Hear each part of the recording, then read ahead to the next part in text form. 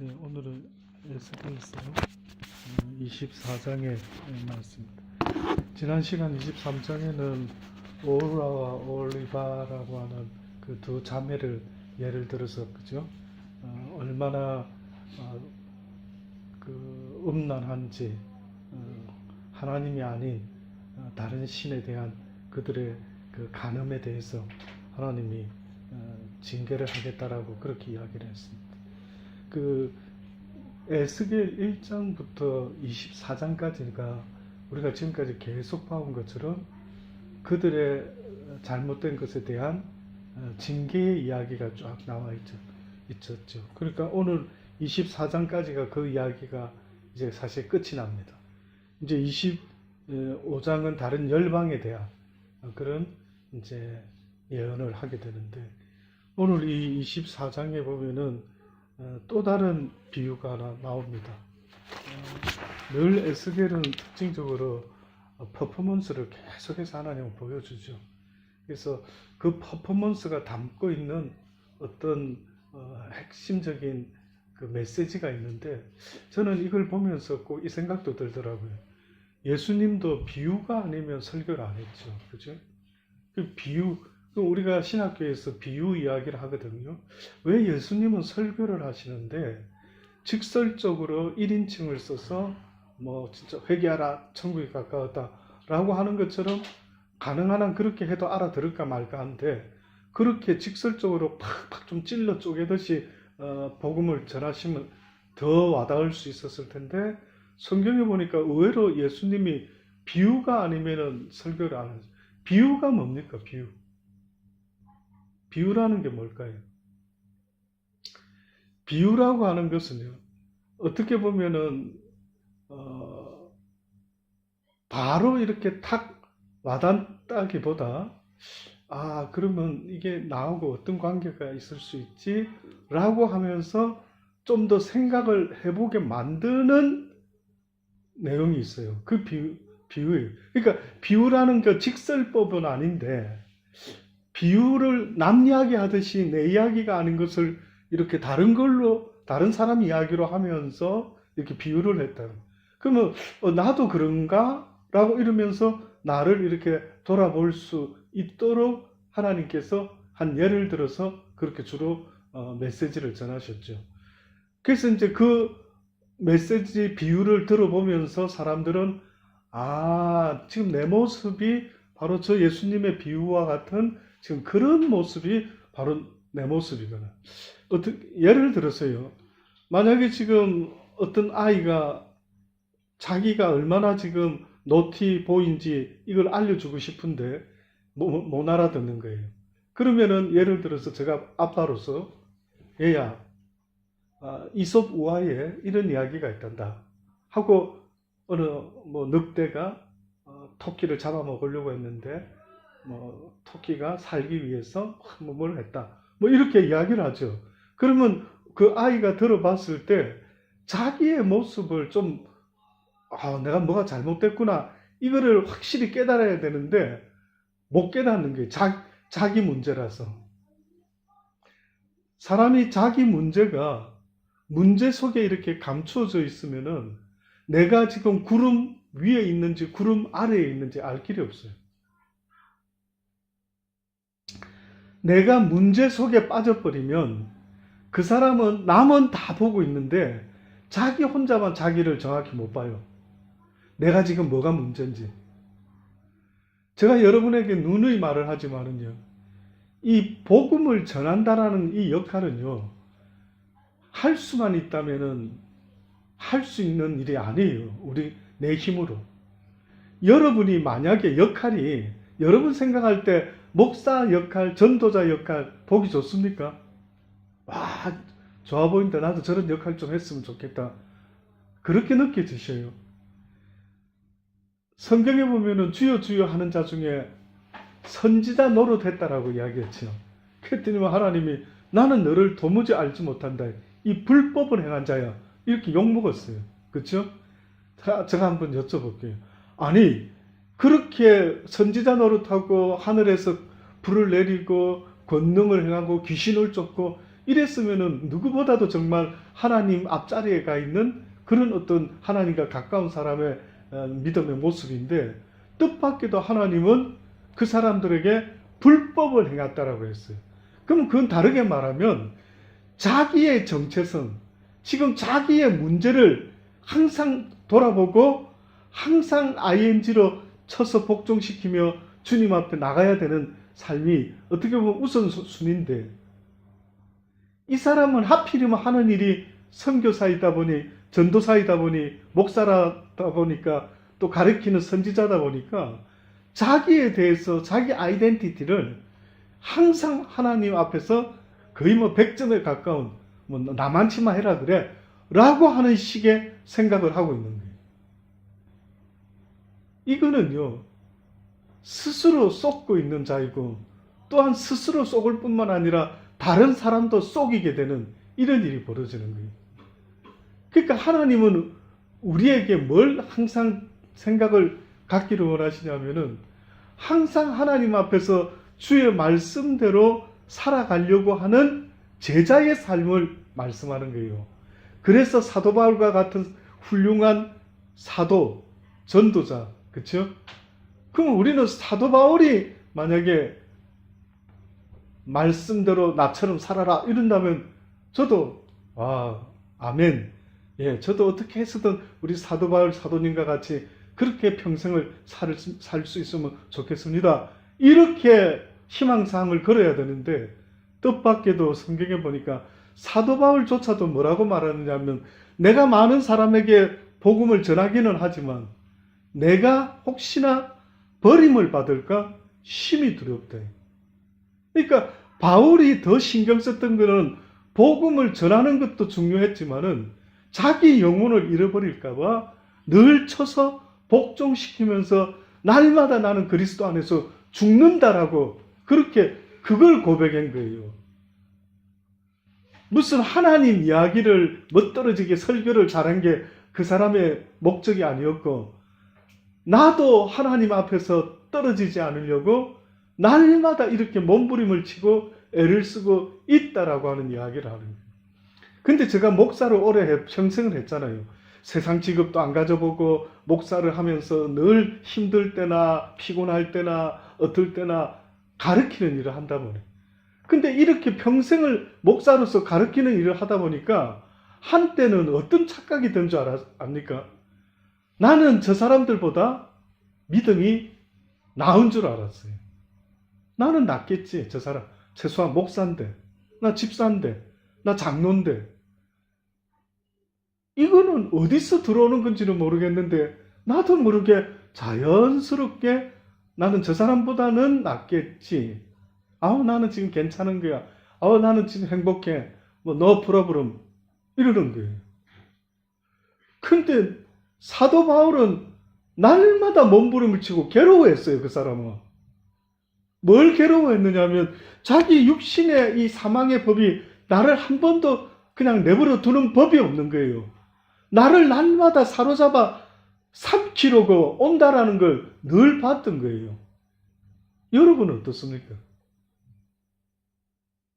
못 보는 사람이 있어요. 안타깝게도. 모든 게 오케이,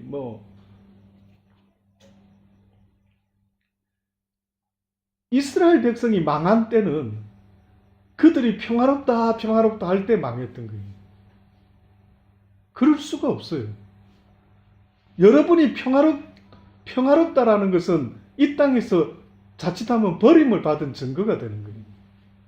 평화로울 수가 없어요. 그 사단은 우리를 하루도 내버려 두지 않아요.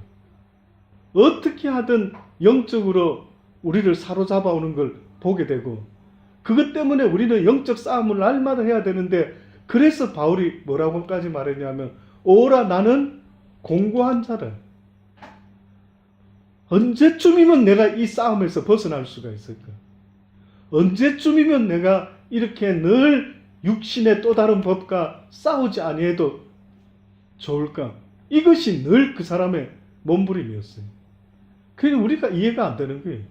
저 위대한 사도가 어떻게 저런 몸부림이 있을 수가 있지? 라고 하는데 언젠가부터 여러분이 몸부림이 멈췄다 한다면 이건 지금 뭔가가 문제가 생긴 거예요. 죽을 때까지 멈출 수가 없어요. 그러니까 죽을 때까지 우리는 만날 때마다 서로를 위해 기도하며 또 나의 이 모든 연약함을 위해서 기도를 부탁해야 되는 이런 최고의 중보자는 우리 예수님이지요. 주여 나를 긍휼히 여겨주소서. 바울이 말한 것처럼 누가 이 사망의 법에서 나를 해방시켜 줄 수 있을까? 나 좀 해방시켜 주세요 라고 하는 그 나라 갈 때까지 온전한 자유가 있을 때까지는 날마다 이것을 간구하고 예수님께 중보를 해야 되는 거예요. 예수님, 나의 영혼을 긍휼히 여겨주소서. 이 공고함에서 나를 해방시켜 주옵소서라고. 멈추지 아니하고 꼭 숙제를 우리에게 주는 것처럼, 그래서 우리가 완전할 수는 없지만 완전함에 나가려고 날마다 몸부림을 치고 씨름을 하게끔 만들고 있는 거예요. 그래서 그 씨름 때문에 상한 심령, 애통하는 마음이요, 하나님 앞에 이렇게 전달이 된다라고 하는 겁니다. 이렇게 우리가 살아가면서 하나님 앞에서 애를 쓰고 날마다 나아갈 수 있는 믿음의 삶이 돼야 되는데, 어느 날 이스라엘 백성들은 하나님을 배반했어요. 왜 하나님을 배반했는가라고 보니까 한마디로 말하면 이 땅의 것 때문에 하나님을 배반했어요. 이 땅의 것을 위해서. 우리가 이 세상에서요, 이 땅의 것을 필요로 하는 것은 맞지만은 이 땅의 것이 나의 삶의 목적이 돼버리면은 우리는 그때부터는 이 이스라엘 백성들과 같이 하나님을 배반하는 간음의 자리로 들어가게 되는 겁니다. 우상을 숭배한다라고 할 때에 우상이 주고자 하는 것은 바로 너에게 이 땅에 복을 주겠다, 이것 때문에 그래요. 그러니까 이스라엘 백성들이 하나님을 섬기다가 우상을 섬기는 이유는 하나님은 이 땅의 복을 자꾸 말씀 안 해주시고 세상의 신은 이 땅의 복을 주겠다라고 자꾸 하는 거예요. 그러니까 우리가 하나님 앞에서 살아가는 어떤 하나님을 선택하고자 한다면 이 땅의 것을 내려놔야 된다. 두 개 붙잡고 안 되는 거예요. 이게 안 되는 거예요. 그래서 예수님이 뭐라 그럽니까? 네가 나를 따라오려거든 네 가진 모든 재물을 어떻게 하라고요? 가난한 자들에게 다 나누어주고 그리고 너는 나를 따르라. 그러니까 세상의 것을 쥐고 따라갈 수 있을 것 같았는데 하필이면 그게 없다라는 거예요. 이게 힘든 거예요. 그래서 이것이 좁은 문이고 협착한 길이고 아무나 선택할 수가 없는 거예요. 왜? 그래도 사는 날 동안 이 땅에서 좀 잘 먹고 잘 살고 싶은데 이 땅의 것을 내 스스로 하늘나라를 위해서 버릴 수 있어야 된다라고 말을 하니까 한마디로 이게 어려운 거예요. 그래서 많은 사람들이 교회를 다닌다. 사실 놀라운 거예요. 여러 교회가 있는데 어떤 교회가 인기가 좋다. 혹시 저는 목사 입장이지만 여러분이 생각할 때 인기 있는 교회 왜 그렇죠? 뭐가 인기가 있죠? 사람들이 많이 가. 어떻게 가르치면 설교를 잘 하시더라고요. 그 목사님이. 은혜 받았어요. 어떤 설교가 잘하는 설교입니까? 지난번에 우리 박한수 목사님, 제가 그 전에부터 어떻게 이제 박한수 목사님을 그 인터넷으로 거의 다 들어봤어요. 지금도 요즘도 틈나면 그러니까 뭐 일주일에 한 20편 가까이는 듣는 것 같아요. 설교 올라와 있는 거. 그러니까 저희 사모도 그렇고 저도 그렇지만은 저희 사모는 진짜 잘 때 켜놓고 잘 정도로 24시간 말씀이든 찬양이든 들어요. 아마 그거를 편수로 따지면은 뭐 일주일에 한 정말 몇십 편을 100편 가까이들 설교를 듣는지 어떻는지 그런 정도로 오죽했으면은 인터넷 저희가 지금 무제한으로 쓰고 있는 비비라고 비비딘가 하는 데인데 이것이 지금 회사가 문을 닫고 옵토스로 넘어갔어요. 그래서 이제 이게 옵토스에서 무제한이 없어가지고 이걸 체인지해야 되는데, 그래서 이제 그 옵토스에서 하나 제의를 하더라고요. 500기가면 충분하지 않느냐. 많죠, 호전도서 500기가면. 그죠? 굉장히 많은 거죠. 그래서 500기가면 되지 않을까 싶어요. 근데 이제 맥슈 한다고 한번 확인을 해봐라는 거예요. 그 BBD에다가 연락해서. 그래서 우리가 이때까지 얼마나 썼습니까? 했더니만 세상에 평균 한 달에 600메가 이상을 쓴 거예요. 600기가 이상을 쓴 거예요. 굉장히 많이 쓴 거죠. 이거는 다 쓰래도 원래는 보통 집에서는 이걸 쓸 수가 없대요. 근데 이렇게 나올 수 있는 거는, 물론 저도 쓰지만은 뭐 우리 사모 막 자다가도 계속 틀어놓고 자게 되고 막 이러니까 이게 막 세상에 600 이상이 넘어간다. 부지런히 어딘가에, 저도 목사지만 누군가가 아는 그 하나님, 저도 더 알고 싶어요. 저는 가르치는 자라고 여러분이 혹시 생각하는지도 몰라요. 아니, 목사님은 그저 설교하는 사람, 자비 막. 근데 여러분 아세요? 내가 많은 사람에게 잘 가르친다라고 만약에 한다면 그 전제 조건은 내가 누구보다 열심히 배워야 되는 거예요. 그렇죠? 나는 배우지 않으면서 잘 가르칠 수 있습니까? 그 불가능하죠. 그러니까 저의 잡은 가르치는 거는 일주일에 뭐 두세 번 정도, 서너 번 정도밖에 때로는 안 되지만은, 저는 일주일 내에 무엇을 하는 사람이냐면은 보물을 캐는 사람이에요. 보물 찾으러 돌아다니는 사람이에요. 모래사장에서 진주조개 캐듯이, 또 뭐 어디에 또 값진 게 있으면은 뭐 산삼이 있으면 산에 올라가서 산삼을 캔다든지 도라지를 캔다, 무엇인가를 날마다 보화를 캐는 것처럼요. 어떤 면에서는 나만이 아는 하나님이 다 아니잖아요. 그래서 저는 여러분이 저한테만 뭐 이용우 목사의 설교만 들어도 충분해, 그렇지 않습니다. 세상에는 인터넷 이 시대에 수많은 설교들이 있잖아요.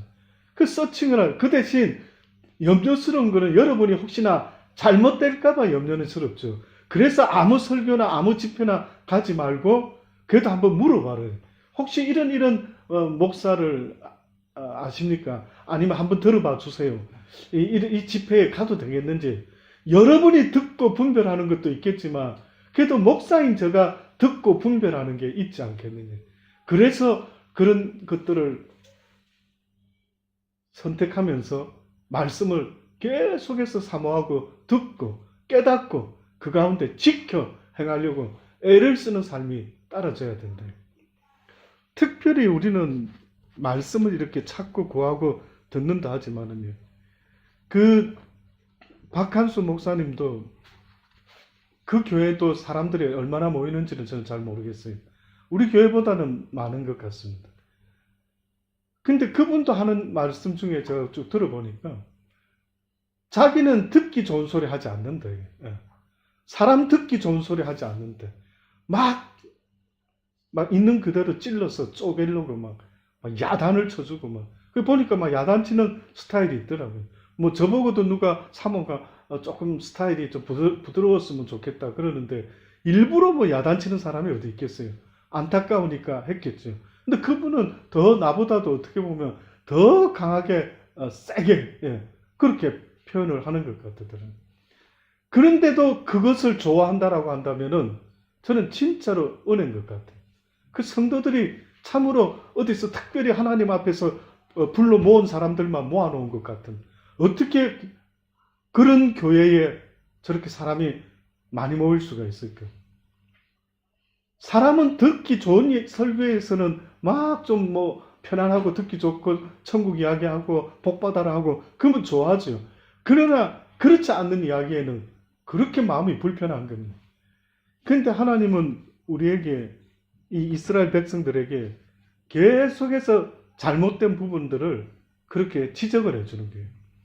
하나님의 말씀은요, 강한 운동력이 있어서 우리의 골수를 찔러 쪼갠다 그랬죠. 그건 무슨 뜻일 것 같아요? 찔러 쪼갠다. 그러면 그 말씀이 나한테 어떻게 와닿는 것을 그렇게 표현을 했을까요? 뭐 부드럽게, 뭐 은혜스럽게, 아닌 거예요. 찔러 쪼갠다 그랬어요. 예수님이 첫 번째로 외친 설교가 뭡니까? 회개하라라고 말한 거예요. 굉장히 듣기 부담스럽죠. 아마 그 당시 때 사람들이 들었을 때에 야, 이 못된 놈아 이리로 와 라고 했다면은 누구야? 누가 저런 소리를 해?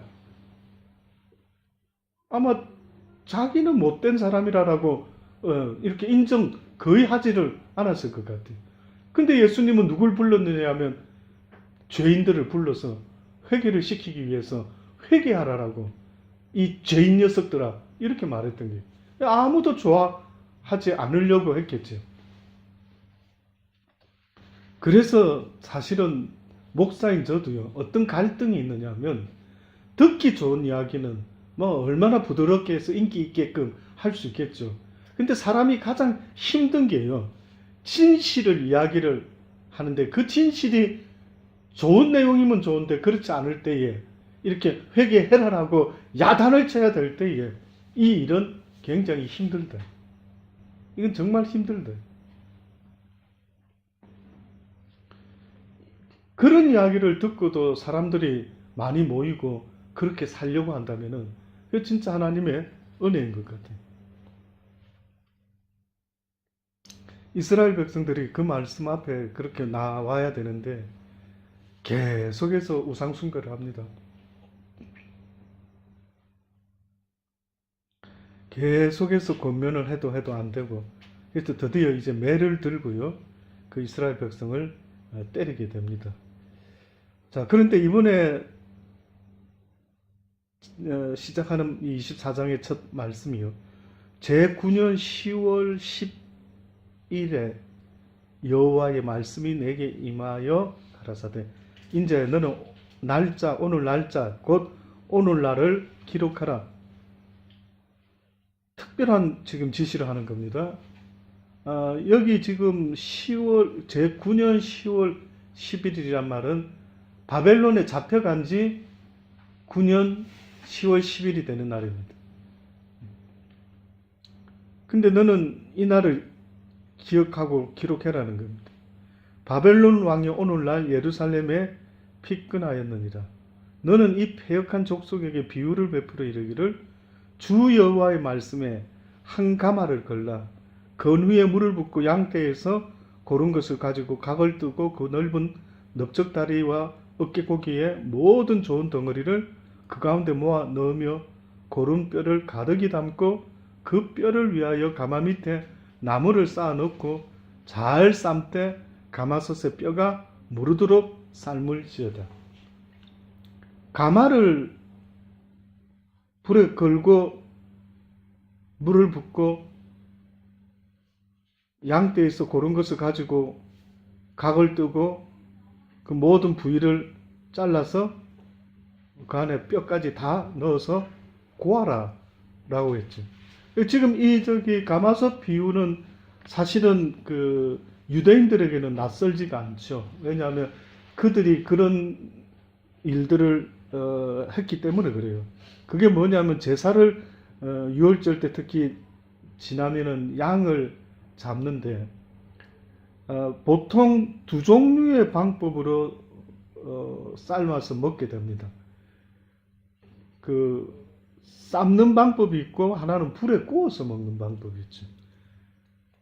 출애굽기 12장 8절로 10절 말씀해 보면은요, 그 밤에 그 고기를 불에 구워 모교범과 쓴 나물과 아울러 먹되 난로나 물에 삶아서나 먹지 말고 그 머리와 정강이와 내장을 다 불에 구워 먹고 아침까지 남겨두지 말며 아침까지 남은 것은 곧 소화하라. 주로 불에 구워서 먹습니다. 그런데 삶아서 먹는 경우가 있습니다. 레위기 8장 31절로 33절에 보면은요, 삶아서 먹는데 아론과 그 아들들에게 이르되 내게 이미 명하기를 아론과 그 아들들은 먹으라 하셨은즉 너희는 회막문에서 그 고기를 삶아 위임식 강주리 안에 떡과 아울러 그곳에서 먹고 고기와 떡의 나머지는 불사를 찌며 위임식은 7일 동안 행하나니 위임식이 마치는 날까지 7일 동안은 회막문에 나가지 말라. 대부분 제사 지릴 때에 이 고기를 어떻게 취급해야 되는가 하는 것을 이야기했는데, 특별한 이 제사장 위임식 때와 같은 이런 날 때에는 고기를 삶아서 먹었어요. 그전에는 대부분 고기를 불에 구워서 먹었어요. 근데 지금 하나님이 비유를 하나 베푸는데, 이렇게 가마솥에다가 넣어서 삶아서 삶아라는 거예요. 근데 하나 특이한 게 있죠. 뭐가 좀 주부로서, 쿠킹하는 주부로서 이게 왜 이렇게 삶으면 안 되는데 뭐 없습니까? 6절에 보면은 그러므로 나주 여호와가 말하노라 피 흘린 성읍 녹슨 가마 곧 그 속에 녹을 없이 하지 아니한 가마여. 그러니까 한 가지 특이한 거는 녹을 깨끗이 씻어가지고 삶아서 그 안에 것을 먹을 수 있도록, 사람이 먹을 수 있도록 삶아야 되는데, 녹이 덕지덕지 녹슨 가마솥을 걸으라는 거예요. 이거 씻고 걸어야 되는데 왜 그냥 녹슨 걸 걸으라지? 그래서 녹슨 거를 걸어서 하시는 말씀이 그 속에 녹을 없이 하지 아니한 가마여 화 있을진즉 제비 뽑을 것도 없이 그 덩어리를 일일이 꺼냈거든. 다시 말해서 제비 뽑아 나누어 먹을 수 있는 그런 상황이 아니라 그냥 제비 뽑을 것도 없이 다 끄잡아내라. 왜? 어차피 못 먹으니까. 그러니까 이거 지금 하나님이 쓰는 비유입니다. 비유. 그렇죠? 하나님이 지금 이런 하나의 퍼포먼스를 통해서 어떤 지금 이 말귀를 못 알아듣는 이스라엘 백성에게 비유로 지금 말씀을 하는 거예요.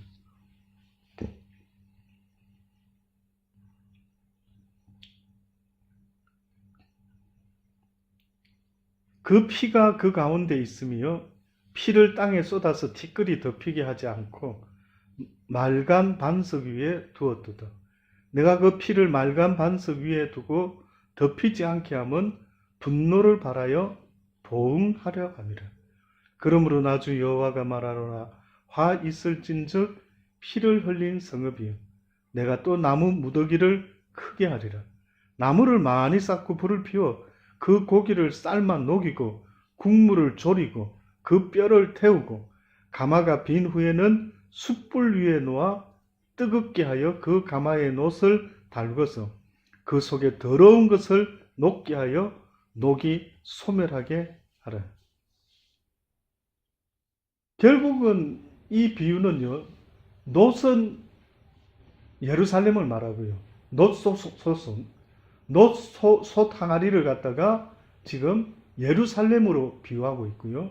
그 안에 이것저것 넣어가지고 이제 고기 각을 떠서 넣은 이 고기 내용물은 그 예루살렘의 이스라엘 백성을 말합니다. 유다 백성들.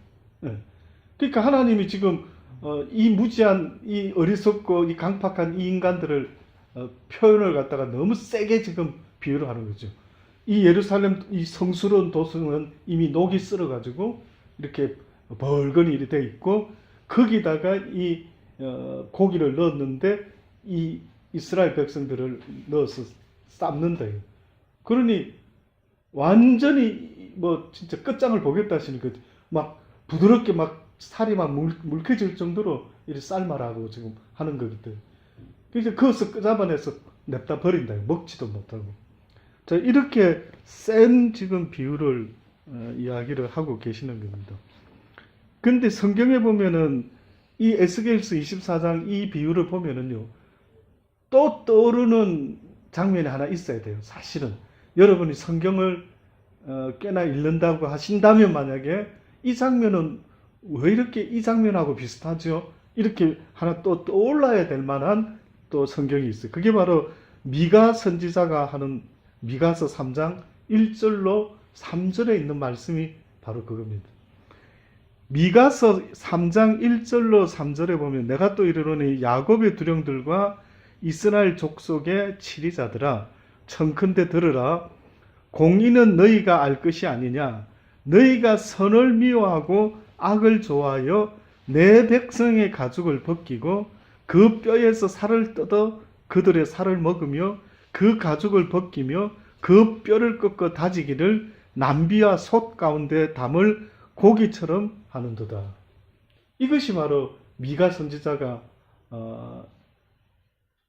예루살렘에서 이스라엘의 그 선지자들이 또 치리자들이 공의로 하나님의 백성을 치리해야 될 자들이 완전히 백성을 벗기고 살을 뜯어 먹고 가죽을 벗기고 그 뼈를 꺾어 다져서 남비와 속 가운데 완전히 곰탕을 끓였더라는. 하나님이 이렇게 했던 적이 있었어요. 하지 말라고. 근데 지금 누가 하고 있는 거예요? 하나님이 하고 계신 거예요. 이제는 하나님이 완전히 녹슨 가마솥에다가 이것을 담아가지고 완전히 끝장을 내겠다라고 지금 이런 거예요. 근데 그전에는 누가 이 짓을 했다고요? 이 치리자들. 자기의 유익을 위해서 행하는 자들. 성경에는 사실은 때로는 하나님의 그 말씀을 우리가요, 100% 참 다 알기가 확연한 것도 있지만은 굉장히 참 이해하기가 이게 뭐지? 그 중에 가장 많은 게 보니까 우리 박한수 목사님도 그 부분을 설교를 하시는데 그게 그렇게 간단한 이야기가 아니더라고요. 저 입장에서. 그게 뭐였느냐 하면은 그분도 주여 주여 하는 자마다 천국에 가는 것이 아니요 하나님의 뜻대로 행하는 자라야 간다. 그러면 하나님의 뜻대로 했다라고 할 때에 그 뜻이 뭐냐 이게. 하나님의 뜻대로 행해야 되는데 그분이 그 선지자가 하나님의 뜻을 행하지 않았다면 왜 그러냐 이거예요. 뭐가 잘못됐느냐 이게. 보세요. 그 선지자는 선지자 노릇을 했고요. 그 다음에 불도 내리고 귀신도 쫓고요. 권세도 다 행했어요. 그렇죠? 대단하지 않습니까? 그런데 그렇게 했는데 성경에는 안 나와 있는데 하나님의 뜻대로 행하지 아니했다라는 거예요.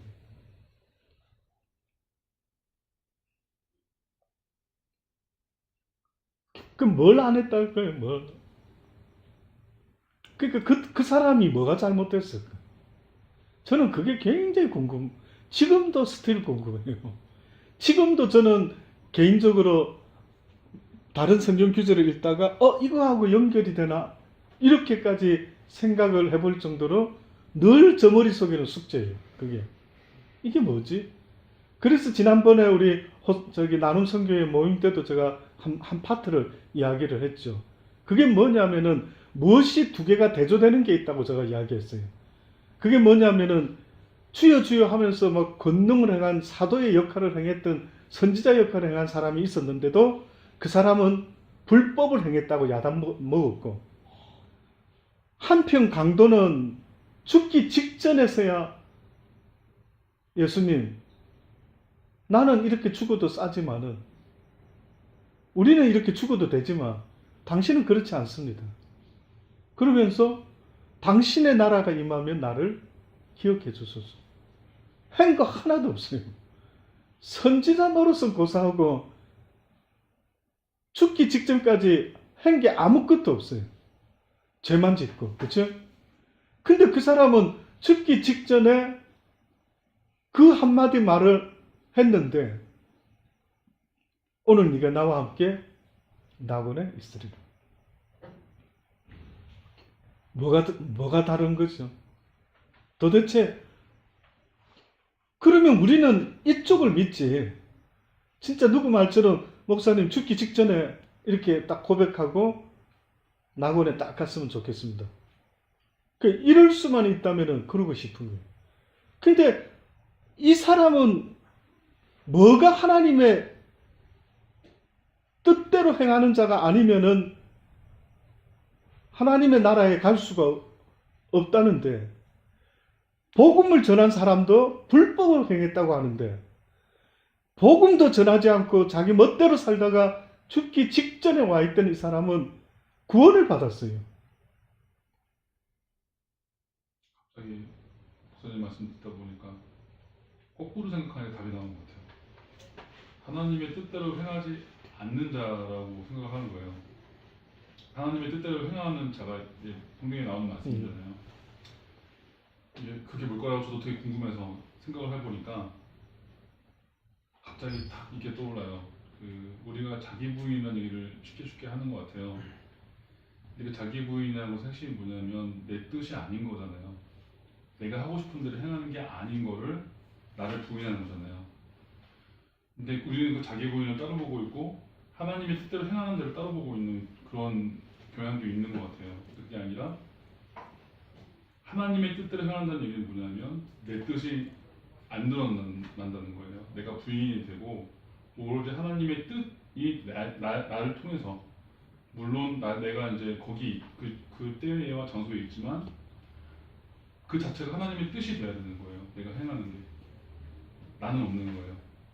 그래야지만 하나님의 뜻에 부합되기 때문에 하나님이 취하시는 것 같고, 불을 내리고 몰래 뭘 하는데 내 뜻이 가는 조금씩 있는 거예요. 한 톨이라도 있는 거예요. 뭔가가 내가 원하는 거, 내가 이렇게 하면 사람들이 어떻게 하겠지, 내 뜻이 거기에 존재하게 되면 그때 하나님은 사실은 완벽하게 하나님의 뜻이 그 사람을 통해 행한다고 하나님은 보시는 것이 아니라, 그리고 그 사람이 했던 어떤 선의와 선행과 모든 것들이 있더라도 자의, 내 뜻이 거기에 조금이라도 이 녹처럼 조금이라도 들어있다면, 누룩처럼 들어있다면 하나님께서 결국 그것은 하나님의 영광을 드러내는 것이 아니라 그 자기 부인 되지 않는 내 자신의 영광이 드러내려고 했던 부분이 있기 때문에 하나님은 그런 부분까지도 아주 다 보시는 것 같다는 생각이 들거든요. 그러니까 자기 부인이라는 게 아마도 그 우편 강도는 그걸 한 것 같아요. 마지막에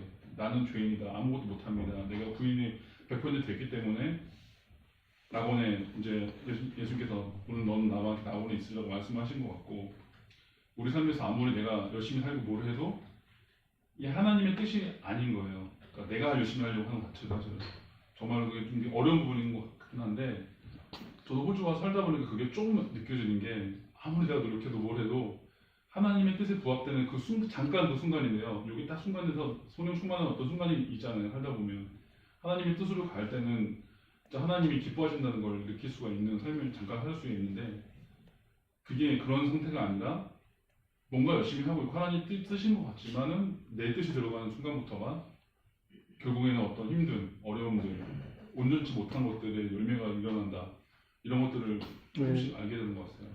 그래요. 힘들 봅니다. 그런 생각이 들어서 여러 각도로 이 말씀은 저는 전하지만은 듣는 사람이 자기의 믿음으로 부합할 때 나는 요만큼 전했지만 더 깨닫는 사람이 이렇게 깨닫을 수도 있어요.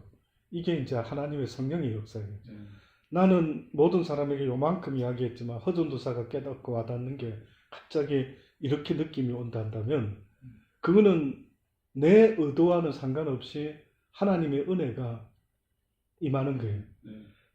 어린아이 입에서도 나오는 말을 듣고도 깨닫는다는 것은 별말 한 거 아니에요. 그렇죠? 어린애 입에서 뭐 대단한 말이 나왔겠어요? 별 말을 안 했는데 나한테는 뭐가 갑자기 펑 하듯이 크게 깨달음이 오는 거예요. 이것이 이제 성령의 역사이기 때문에 바울과 바나바는 그저 뿌리고 복음을 전하고 우리는 이거밖에 한 게 없다. 그것을 잘하게 하시는 이는 오직 여호와 하나님이시다. 근데 이제 제가 이제 말씀드리는 거는 이게 스틸 굉장히 중요하다. 그냥 딱 이제 정답 냈다. 이게 아닌 것 같아. 이게. 왜냐? 이게 성경의 여러 가지가 이제 지금 이야기를 하려고 하는 게 그거예요. 그 강도 이야기도 물론 그런 것 같아. 강도가 자기를 부인하고, 그러니까 하나님의 뜻은 어떻게 보면은 네가 지금 고백을 하고 죄인임을 고백하고 구원을 얻는 것이 나 여호와가 원하는 거다. 근데 지금 이 전도자는 자기는 구원을 얻어놓지도 못하고 열심히 선지자 노릇을 한 거예요. 근데 지금 이 선지자 노릇을 한 이 사람이 하나님께 불법을 행했다라고 야단 맞는 이유가, 또 다른 이유가 미가서 3장 1절로 4절에 있는 이 말씀을 이야기하는 거예요. 여기 보니까 방금 읽은 거예요. 야곱의 두령들과 이스라엘 족속의 치리자들아, 청컨대 들으라. 공의는 너희의 알 것이 아니냐. 너희가 선을 미워하고 악을 좋아하여 내 백성의 가죽을 벗기고 그 뼈에서 살을 뜯어 그들의 살을 먹고 가죽 벗기고 뼈를 꺾어 다지기를 남비와 속 가운데 담을 고기처럼 한다 했어요. 그럼 결국은 이 사람들이 하나님의 그 어떤 선한 뜻을 알고 공의로 백성을 이끌어 가야 되는데 불의를 했어요. 뭘 위해서? 자기 유익을 위해서 불의를 했어요. 그러니까 싹군 짓을 한 거예요. 싹군. 하나님이 기뻐하는 그 참 목자의 역할을 했었어야 되는데 자기의 비즈니스를 위해서 싹군과 같이 자기 유익을 구하는 짓을 한 거예요. 그러니까 아마 하늘에서 불을 내리고 선지자 노릇하고, 그게 언젠가 제가 좀 어려운 이야기 중에 하나가, 은사를 받는 것과 믿음 있는 것은 별개의 문제다. 은사가 있다 해가지고 믿음이 굉장히 좋겠지라고 생각하면 여러분 그 사람 때문에 시험 들 수도 있을 거예요. 은사는 분명히 있기는 있는 것 같은데 그 믿음으로 그 인격과 인품이 예수 그리스도를 닮은 자의 모습은 믿음과 비례하는 것이지 은사와는 별개다. 그래서 저도 한때 궁금해서, 그럼 왜 저 사람한테 은사가 나타날까라고 할 때, 은사는 100% 성령의 뜻대로 준다 그랬어요. 내가 구한다고 주는 게 아니라 성령이 원하는 것을 준다는 거예요.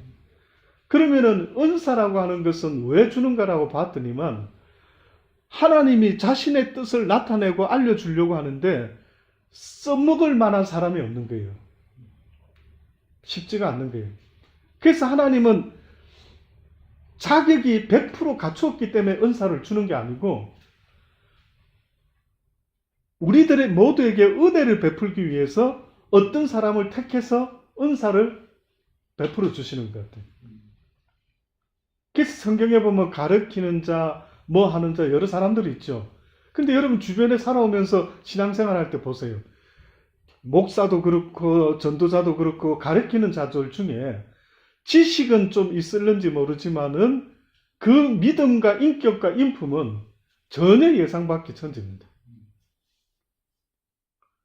저는 목사들을 많이 상대하고 교육자들을 많이 상대하기 때문에 노예에 가면은 시드니에서 가장 많은 교단의 목사님들이 와 있어요. 그들하고도 교제를 해보지만은 어느 때는 우리 교회 집사님만도 못한 것 같다. 이런 목사들이 태반이에요. 굉장히 정치적인 사람들 그러니까 이렇게 뭐 하는 거 행사하고 뭐 하는 거 보면은 저분이 목사인가 싶을 정도로 달라요. 아마 평신도가 가서 보다가는 자칫하면 특히 시험들 한국은 어마어마해요. 나는 한국에서 그 노예인가 어딘가 한번 갔던 적이 있었는데 기절하는 줄 알았어요. 내가 이 목회자의 길을 안 가야 되겠다라고 싶을 정도로 전도사 시절에 한번 갔는데 그 끼지를 못하겠더라고요. 분위기가, 나는 목사님들 모이면 굉장히 거룩한 분위기가 당연히 있을 줄 알았어요. 근데 전부 다 무슨 성경 공부하듯이 이런 분위기가 아니라 완전 정치판이에요. 정치판. 이게 뭐지? 저는 그다음부터 안 갔어요. 여기 와서도 안 가려고 했다가 가입을 해서 했는데 처음에는 여기는 친교 모임이었어요. 훨씬 한국하고는 비교도 안 될 정도로 부드러웠어요. 근데 이제 교단이 커지고 목사님들이 많아지니까 어느 때 무슨 이슈가 나오고 이러면 또 여전히 그 가운데 또 막 정치적인 이야기들이 쏟아지는 거 이제 볼 때마다 야 이게 그게 아니구나 쉽지 않겠더라고요. 내가 돈이 필요하고 그거 하면은 이 길을 가면 안 되죠. 그냥 비즈니스맨으로 가야 되는 거예요. 그러나 이 길을 간다라는 것은 돈 때문에 이 길을 가는 게 아니기 때문에 먹고 사는 거는 그분께 맡기고 이 길을 가야 되는 그런 사명과 소명이 있어야 되는데 그렇지 못하게 되면 이와 같은 일이 벌어지는 양들이 교인들이 완전히 곰탕이 되는 거예요. 곰탕 싹 다 끓으면 빨금. 제가 한국의 물된동산교회라는 교회를 호주에서 잠깐 방문하러 갔다가 그 붙잡혀가지고 한 4년 가까이 목회를 했어요. 이 장면을 거기서 봤어요. 이 장면. 저는 처음에 제가 저보고 수요일 날 설교를 한번 해달라 해서 설교를 한번 내려왔는데 강대상에서 이렇게 내려오는데 교인들이 우르르 이리 나와가지고요. 막 인사하고 나누면서 저를 처음에 뭐 붙잡고는 막 우는 거예요. 울어. 어떤 성도들은. 그 나는 내가 이때까지 설교를 했지만은 이렇게 감동적으로 설교를 내가 했나 싶을 정도로 하염없이 울면서 목사님 여기서 같이 목회하면은 안 되겠냐고 같이 우리 교회 오시면 안 되겠냐. 아니 저는 지금 잠깐 관광비자로 왔다고. 저는 여기 살 수 있는 영주권이 아니라 방문 비자로 왔대. 난 호주로 또 가야 된다. 근데 막 울면서 애원해서 기도해 보겠다고. 그 결국은 제가 안 있게 됐어요. 혼자서. 아니 세상에 가족이 여기 다 있는데 나 혼자 가서 목회를 한 거예요. 그게 일반적이지 않잖아요. 그러니까 하나님이 저한테 어마어마한 것을 뭘 좀 보여주신 것 같은데 한국 교회의 한 단면을 저한테 보여주신 것 같아요.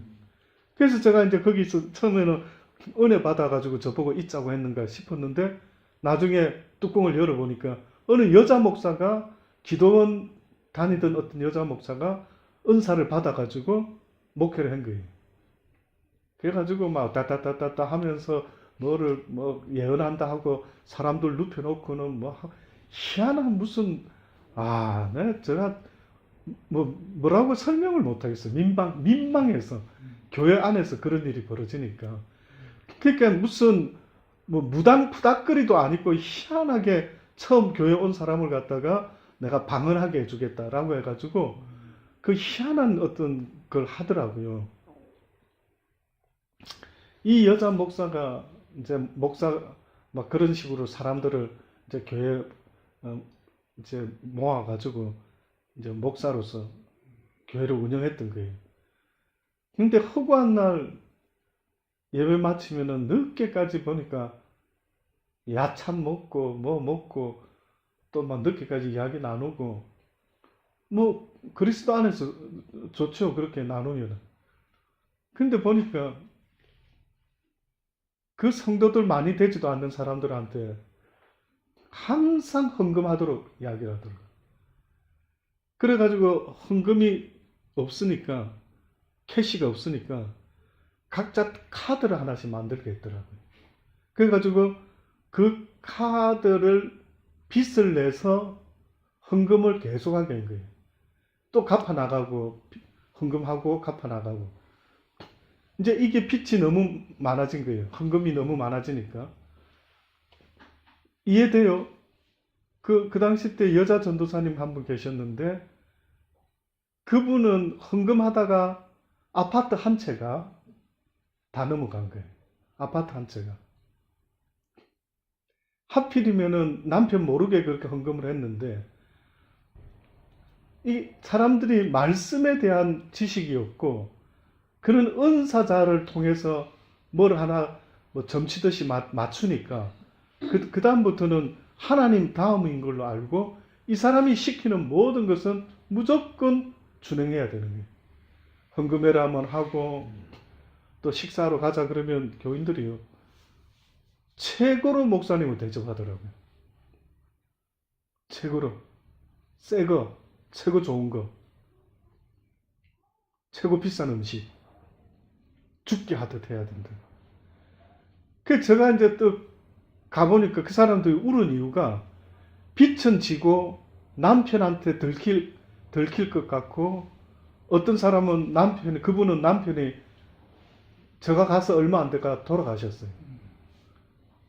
그 돌아가셔가지고 살던 아파트가 정리를 하고 빚을 갚고 하는데, 그 시댁에서는 남편 죽으니까 집을 팔아가지고 자기 친정집에 뭘 했는지 빼돌렸구나. 이래가지고 지금도 저 예수 믿는다라는 저 못된 것 하면서 그런 일이 벌어지더라. 그러니까 무슨 꼭 뉴스에서는 한번 봐야 되는 이런 이야기들이, 저는 그 조그만한 교회 안에서 다 봐봤어요.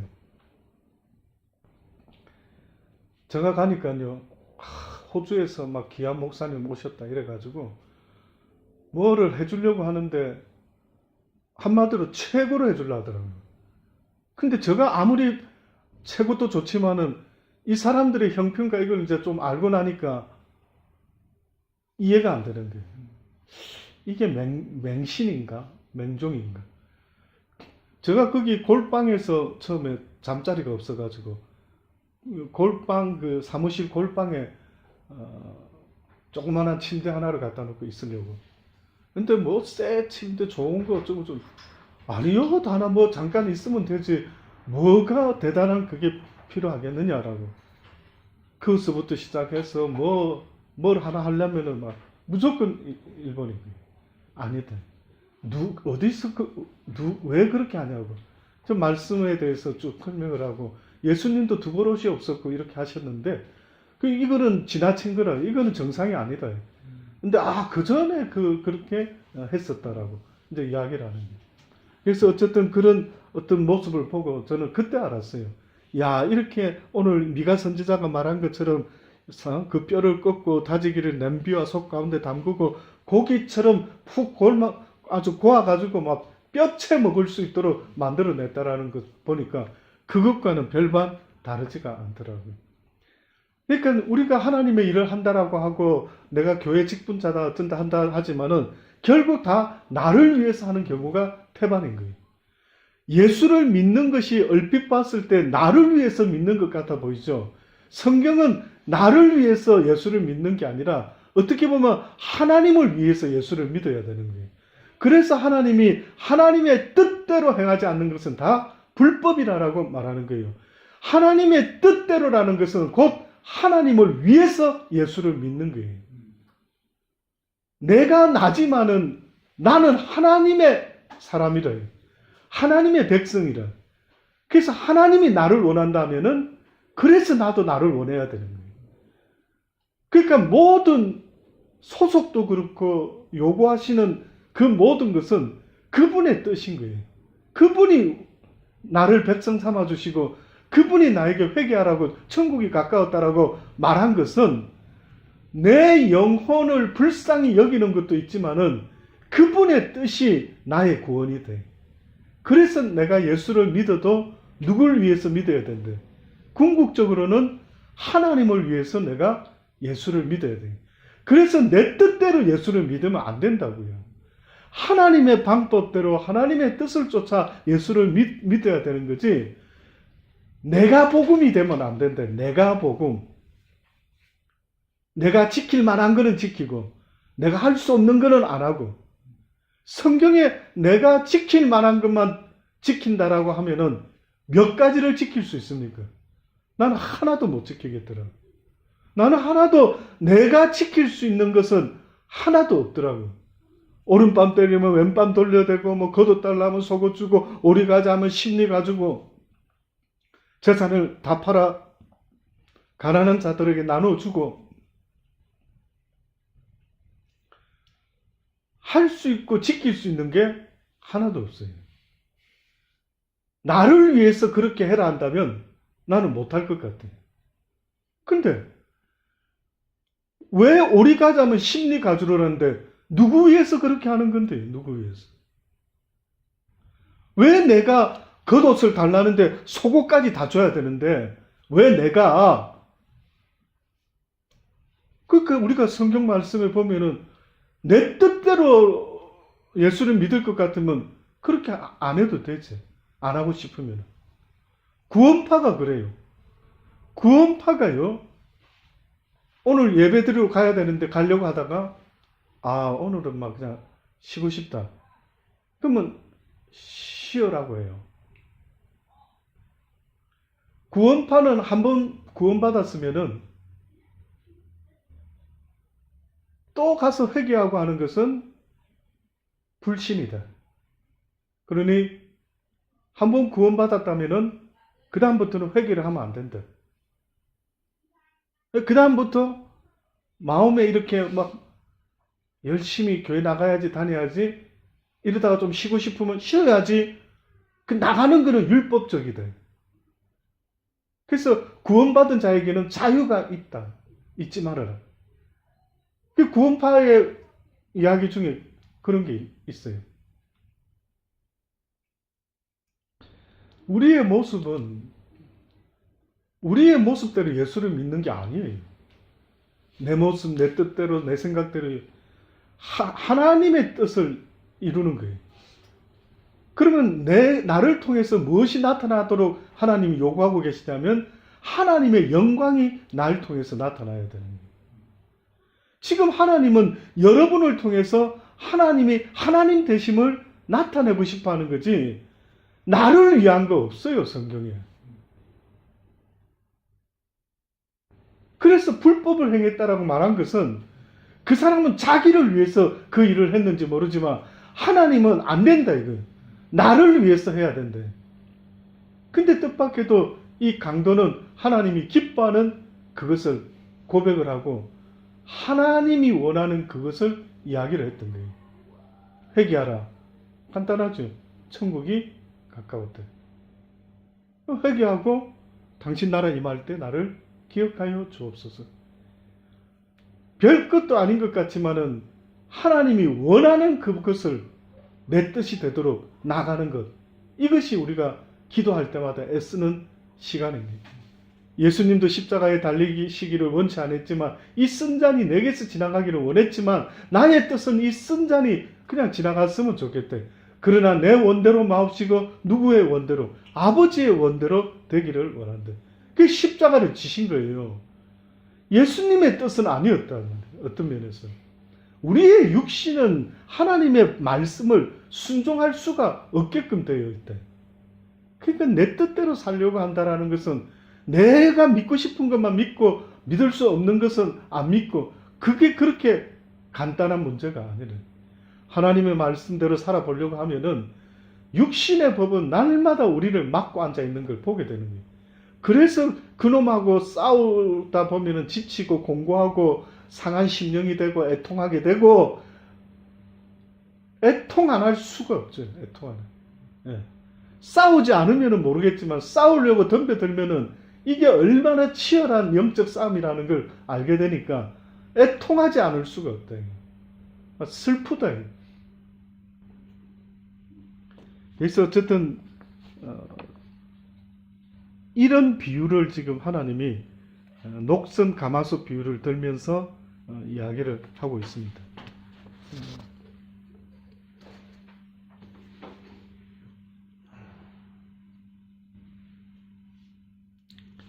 두 번째가 비유가 있습니다. 두 번째 비유는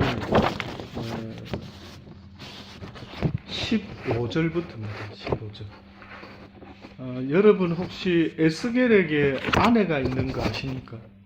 에스겔에게. 에스겔 24장에 이르기까지 에스겔의 그 개인 사생활이 성경에는 많이 나와 있지가 않죠.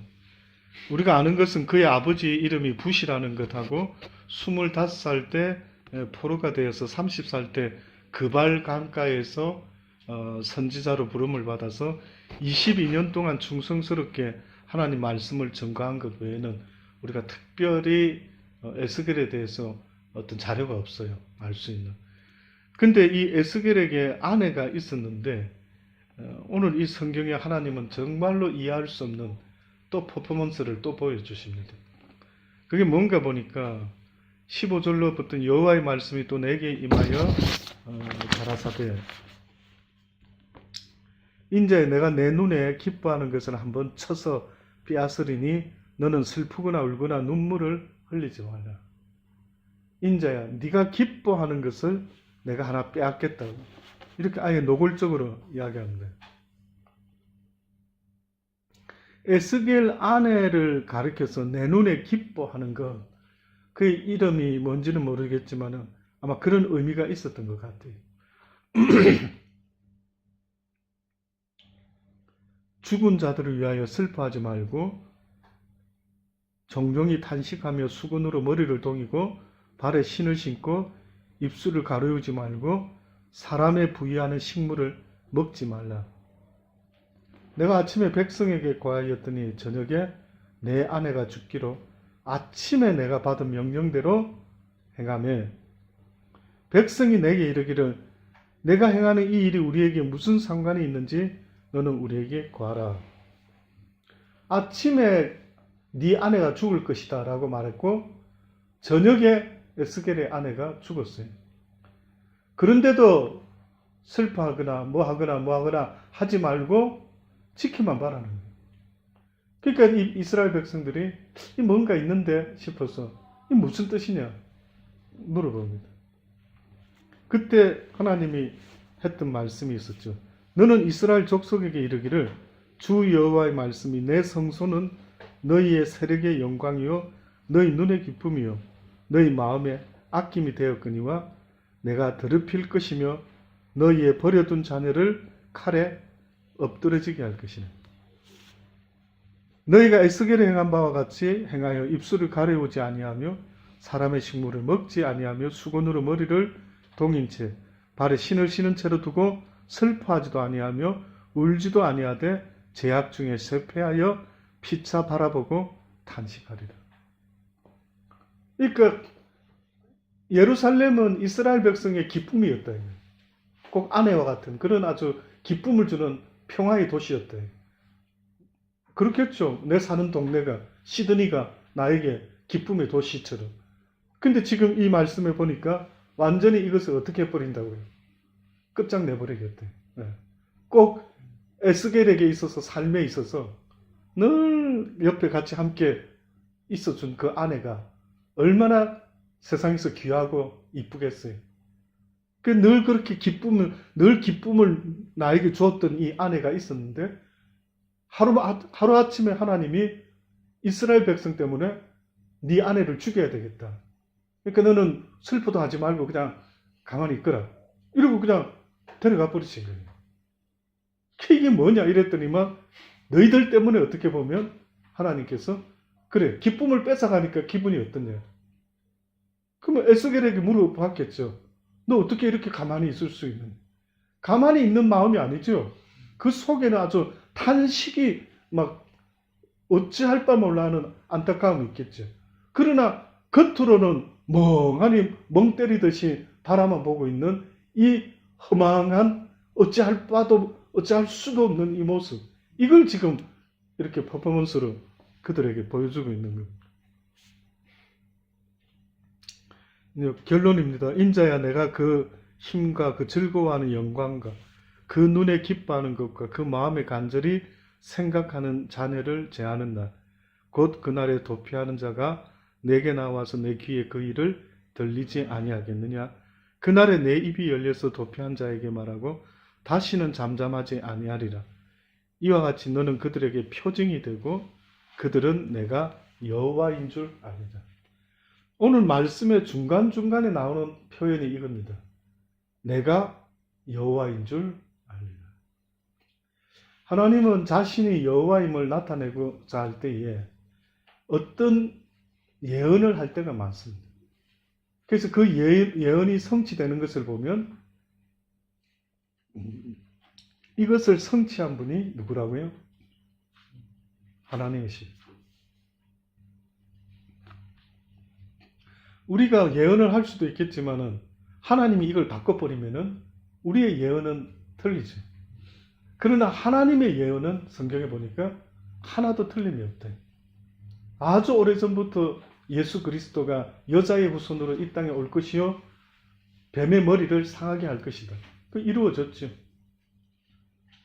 그리고 예수님은 또 심지어는 베드로에게까지 예언을 하셨죠. 닭이 울기 전에 네가 나를 3번 부인하리라.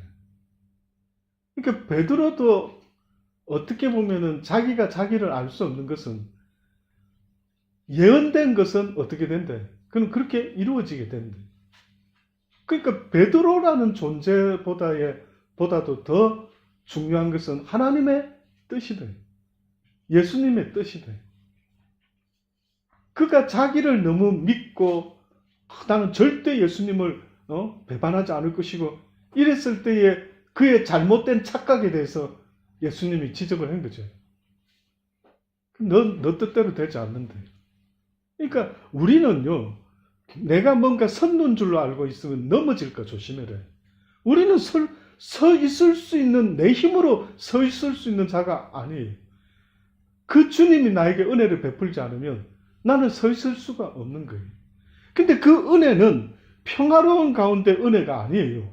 어렵고 환난 가운데 은혜인 것을 말하는 거예요.